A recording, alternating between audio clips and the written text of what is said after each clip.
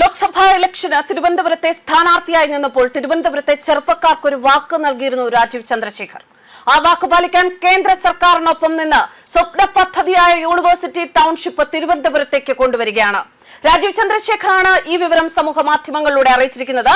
കേന്ദ്ര ധനമന്ത്രി നിർമ്മല സീതാരാമൻ ഇക്കാര്യത്തിൽ വാക്ക് നൽകിയെന്നും പുതിയ യൂണിവേഴ്സിറ്റി ടൗൺഷിപ്പ് സംഭവിക്കുന്നതോടെ യുവ മലയാളികളുടെ ജീവിതത്തിൽ വലിയ മാറ്റമുണ്ടാകുമെന്നും അദ്ദേഹം പറയുന്നു.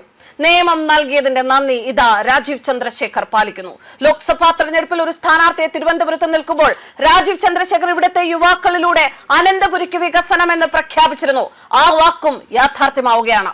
ബജറ്റിൽ പ്രഖ്യാപിച്ച യൂണിവേഴ്സിറ്റി ടൗൺഷിപ്പ് പദ്ധതിയിൽ സുപ്രധാന നീക്കവുമായി കേന്ദ്ര സർക്കാർ. വ്യവസായ ലോജിസ്റ്റിക് ഇടനാഴികൾക്ക് സമീപമായി രാജ്യത്ത് 5 പുതിയ യൂണിവേഴ്സിറ്റി ടൗൺഷിപ്പുകൾ നിർമ്മിക്കും. ഉന്നത വിദ്യാഭ്യാസ മേഖലയെ അടിമുടി മാറ്റുന്ന പദ്ധതിയാണിത്.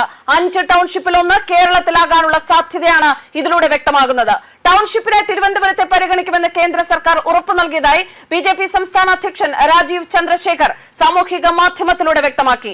2026-27 കേന്ദ്ര ബജറ്റിൽ വളരെ പ്രാധാന്യത്തോടെ അവതരിപ്പിച്ച ഒന്നായിരുന്നു യൂണിവേഴ്സിറ്റി ടൗൺഷിപ്പ് പദ്ധതി. പൊതുജനങ്ങളുടെ വിദഗ്ധരുടെ നിർദ്ദേശങ്ങൾ പരിഗണിച്ചാവും സർക്കാർ അന്തിമ രൂപരേഖ തയ്യാറാക്കുക എന്നറിയുന്നു.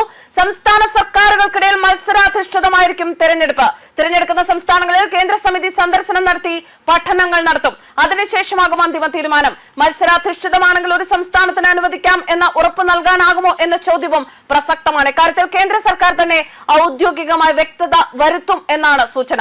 തിരുവനന്തപുരത്തെ ടൗൺഷിപ്പിനെ പരിഗണിക്കും എന്ന വിവരം കഴിഞ്ഞ ദിവസമാണ് ബിജെപി സംസ്ഥാന അധ്യക്ഷൻ രാജീവ് ചന്ദ്രശേഖർ പങ്കുവച്ചിരിക്കുന്നത്. കേന്ദ്ര ധനമന്ത്രി നിർമ്മല സീതാരാമൻ ഇക്കാര്യത്തിൽ വാക്ക് നൽകി എന്നും പുതിയ യൂണിവേഴ്സിറ്റി ടൗൺഷിപ്പ് സംഭവിക്കുന്നതോടെ യുവ മലയാളികളുടെ ജീവിതത്തിൽ വലിയ മാറ്റമുണ്ടാകുമെന്നും അദ്ദേഹം പ്രതികരിച്ചു. കേരളത്തിലെ സർവകലാശാലകൾ, ഗവേഷണ സ്ഥാപനങ്ങൾ, സ്റ്റാർട്ടപ്പുകൾ, വ്യവസായ സംരംഭങ്ങൾ, വിഴിഞ്ഞം അന്താരാഷ്ട്ര തുറമുഖം എന്നിവയെ പരസ്പരം ബന്ധിപ്പിച്ചുള്ള വികസന മാതൃകയാണ് ഈ പദ്ധതിയുടെ ലക്ഷ്യമെന്നും അദ്ദേഹം പറഞ്ഞു. തിരുവനന്തപുരം റിസർച്ച് ആൻഡ് ഇന്നൊവേഷൻ ക്ലസ്റ്ററായ ടിറിക്കിനൊപ്പം പുതിയ യൂണിവേഴ്സിറ്റി ടൗൺഷിപ്പും യാഥാർത്ഥ്യമാകുന്നതോടെ സംസ്ഥാനത്തെ ഗവേഷണവും സാങ്കേതികവിദ്യയും കേന്ദ്രീകരിച്ച് വലിയ വികസന ശൃംഖലയ്ക്കാണ് തുടക്കം കുറിക്കുക. കേന്ദ്ര വിദ്യാഭ്യാസ മന്ത്രാലയം നടപ്പിലാക്കുന്ന പദ്ധതിയിൽ ഉന്നത വിദ്യാഭ്യാസം, നഗരവികസനം, നൈപുണ്യ വികസന വകുപ്പുകളും പങ്കാളികളാകും. ടൗൺഷിപ്പിനായി സ്ഥലം കണ്ടെത്തുകയും പദ്ധതിയിൽ 40% സംസ്ഥാന സർക്കാർ മുടക്കുകയും വേണം. സംസ്ഥാന സർക്കാരുകൾക്കിടയിൽ മത്സരാധിഷ്ഠിതമായിട്ടായിരിക്കും ടൗൺഷിപ്പിനുള്ള തിരഞ്ഞെടുപ്പെന്ന് ബജറ്റിൽ വിശദമാക്കിയിട്ടുണ്ട്. അങ്ങനെയെങ്കിൽ കേരളത്തിന് ലഭിക്കുമെന്ന ഉറപ്പ് പറയാനാകില്ല എന്ന വിലയിരുത്തലുകളുമുണ്ട്. എല്ലാ സംസ്ഥാനങ്ങളും മത്സരിക്കുമ്പോൾ ഒരു സംസ്ഥാനത്തെ മാത്രം പ്രഖ്യാപിക്കാനാകില്ല.